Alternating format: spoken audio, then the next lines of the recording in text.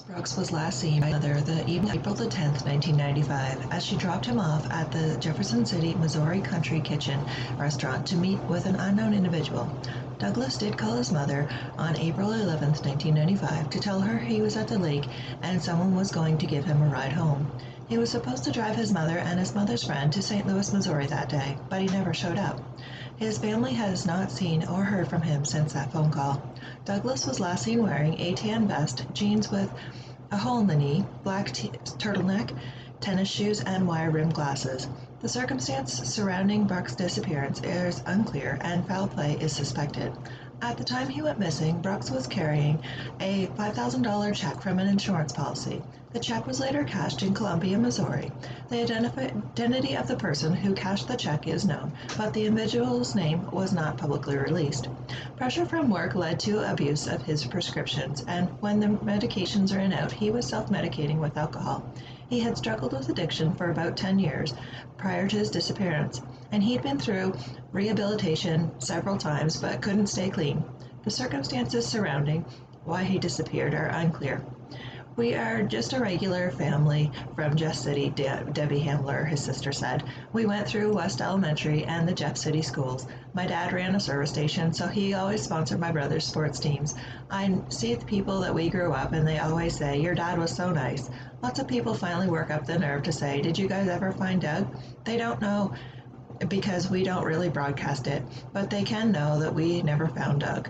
He was an adult of 42 years of age, and adults have the right to disappear if they want to, so it was difficult filing a missing persons report for him right away," said Hamler. Several weeks after his disappearance, at the beginning of May, she filed an official report, and the police began searching for him.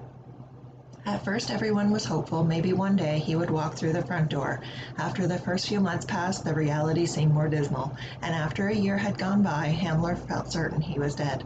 During the investigation, many people that were interviewed seemed fearful to talk about what they thought happened to him. She said, "My mother still doesn't know where her son is, and that's not really very fair.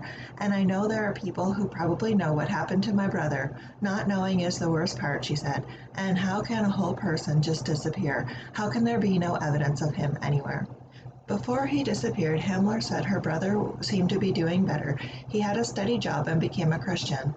His son, Devin, probably suffered the most, she said. He was 8 years old when Brucks went missing, and even though it wasn't his fault, Devin likely feels some sort of abandonment. Brucks' mother still thinks one day he will walk through the front door, and even if Hamler thought that was possible, he wouldn't be the handsome young man that they all remember him being. "Being a strong Christian, you can finally live with this," she says. "I know he's in heaven. We miss him horribly, and being part of our lives, at a certain point, you find a place for it." They held a remembrance for him a year after he went missing, and it gave them some sort of the closure that they needed. Hamler connected with Missouri Missing a few years ago and started speaking at the events. This year, she was unable to, but getting to know the other families has helped her with her own loss. "I think you realize just in life, so many different things happen to different people, and you just try to do the best you can," she says. "It's amazing how many people are missing."